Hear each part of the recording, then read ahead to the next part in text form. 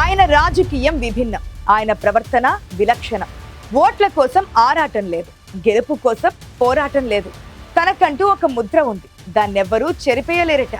వరుసగా ఎన్నికల్లో గెలుస్తున్నా ఎలాంటి హంగు ఆర్భాటాలు లేవు. తన నియోజకవర్గం, తన ఓటర్లు అంతనన్నట్లుంటుంది ఆయన ప్రపంచం. సొంత పార్టీని పొగిడింది లేదు, ప్రతిపక్షాన్ని విమర్శించింది లేదు. ఈ కాలపు రాజకీయాల్లో ఇంత స్మూత్ గా పాలిటిక్స్ చేస్తున్న ఆ ఎమ్మెల్యే ఎవరు? నోట్లో నాలుక లేనట్లు, మంచితనానికి కేర్ ఆఫ్ అన్నట్లు అందరి నోళ్లలో నానుతున్న ఆ లీడర్ ఎవరు?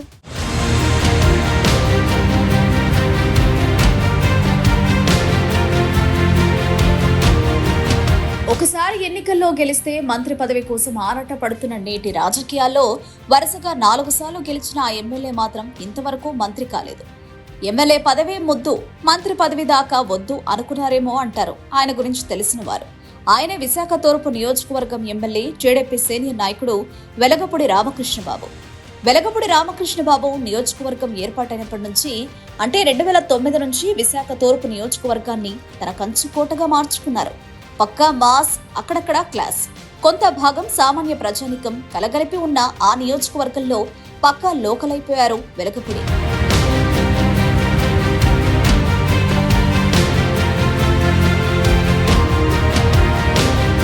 2009లో తొలిసారి ఎమ్మెల్యేగా తెలుగుదేశం పార్టీ నుంచి పోటీ చేసి గెలిచిన వెలగపూడి రామకృష్ణబాబు ఇక వరుసగా 2014, 2019, 2024 ఎన్నికల్లో గెలిచి తనకు తిరుగులేదని నిరూపించుకున్నారు.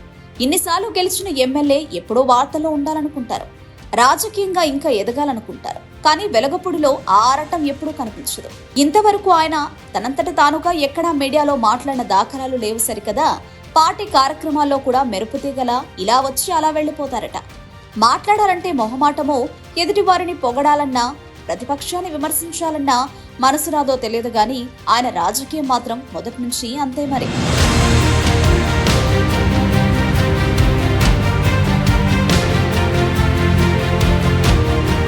వెలగపూడి విలక్షణ రాజకీయం అందరికీ తెలిసిందే కాబట్టి సొంత పార్టీలో కూడా పెద్దగా ఎవ్వరూ ఆయన రాక కోసం ఎదురు చూడరట. వస్తే ఓకే, రాకపోయినా పర్వాలేదు అన్నట్టే ఉంటుందట పార్టీ కార్యక్రమాలైనా, పార్టీ కార్యాలయంలోనైనా ఆయన ప్రెసెన్స్. కానీ తన నియోజకవర్గంలో మాత్రం ఎప్పుడూ ప్రజలలో మమేకమవుతుంటారు అంటారు ఆయన అనుచరులు. మాస్ ఏరియా ఎక్కువగా ఉన్న విశాఖ తూర్పు నియోజకవర్గంలో ఉన్న సముద్ర తీర ప్రాంత మత్స్యకారులు, ఇతర దిగువ మధ్యతరగతి ప్రజల్లో వెలగపూడికున్న స్థానం పదిలేమట. వారికి ఏ సమయంలో ఏ అవసరం వచ్చినా తానున్నాననే భరోసా ఇస్తారట వెలగపూడి. అధికార పార్టీలోనే ఇలా ఉంటే మరోపక్క ప్రత్యర్థి పార్టీలో సైతం ఆయనకు అభిమానులున్నారట. తెరచాటుగా కొన్ని వ్యవహారాల్లో అవగాహన, రాజకీయం ఎక్కువగా పనిచేయడం కూడా వెలగపూడికి కలిసిస్తోందట. స్థానిక వైసీపీ నేతలతో వెలగపూడికి అండర్స్టాండింగ్ ఉందని అనుమానించేవారు కూడా నియోజకవర్గంలో లేకపోలేదు.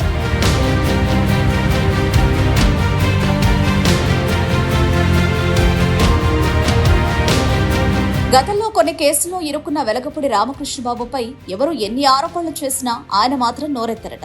అదేం స్ట్రాటజీయో మరి. తనకంటూ కోటరీ, అందులో కొంతమంది ముఖ్య అనుచరగడం, ఇదేనట ఆయన వర్కింగ్ స్టైల్. ఎవరు ఏ పని చేయాలి, ఎక్కడ ఎలా పని పూర్తి చేయాలనేది ముందుగానే ప్లాన్ చేసుకుని గుట్టు చప్పుడు కాకుండా పనులు చక్కబెట్టుకోవడమే ఆయన విజయానికి కారణమంటారు వెలగపూడి పాలిటిక్స్ ని దగ్గర నుంచి చూసిన వారు.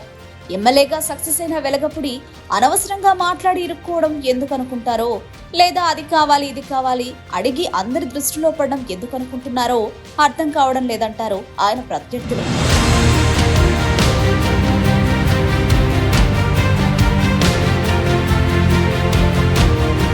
కాకల కార్యం గంధర్వులే తీర్చేస్తే ఇక పదవుల కోసం ఆరాట పడాల్సిన పనేముందన్నట్లుంది వెలగపూడి వ్యవహారం.